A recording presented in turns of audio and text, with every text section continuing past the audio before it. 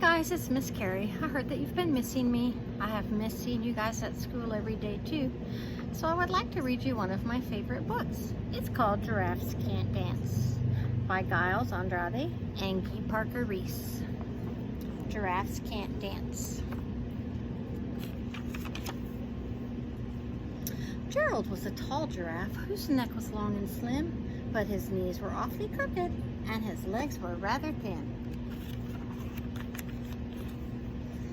He was very good at standing still and munching shoots off trees, but when he tried to run around, he buckled at the knees.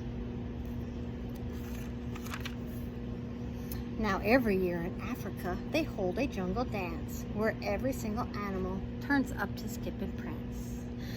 And this year when the day arrived, poor Gerald felt so sad because when it came to dancing, he was really bad.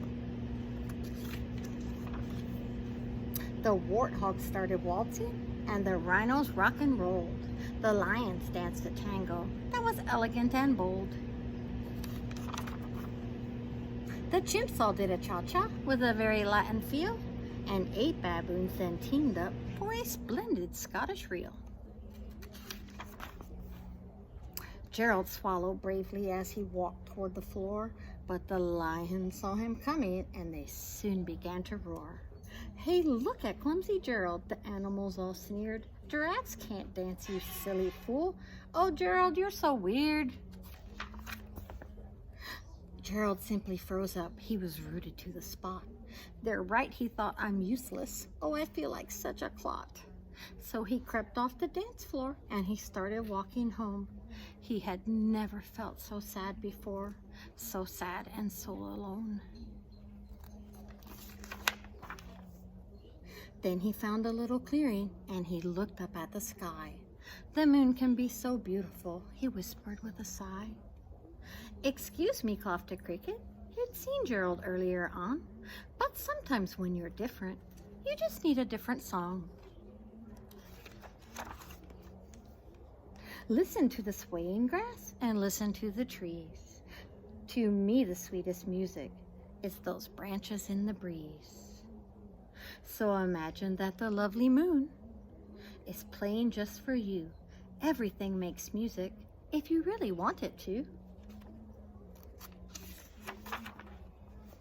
With that, the cricket smiled and picked up his violin.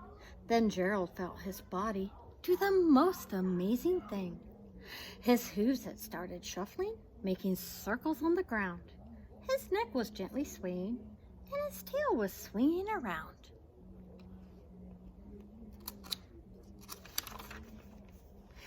He threw his arms out sideways, and he swung them everywhere. Then he did a backward somersault and leapt up into the air.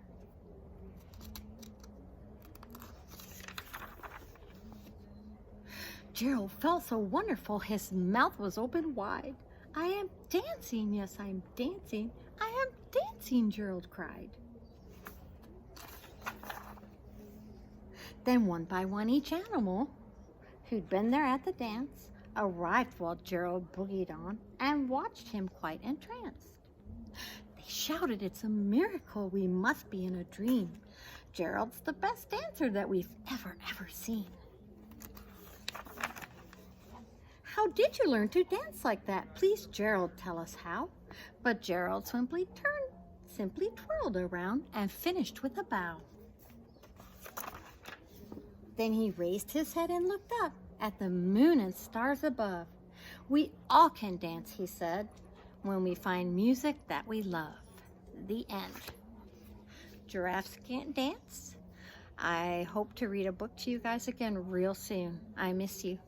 Bye-bye.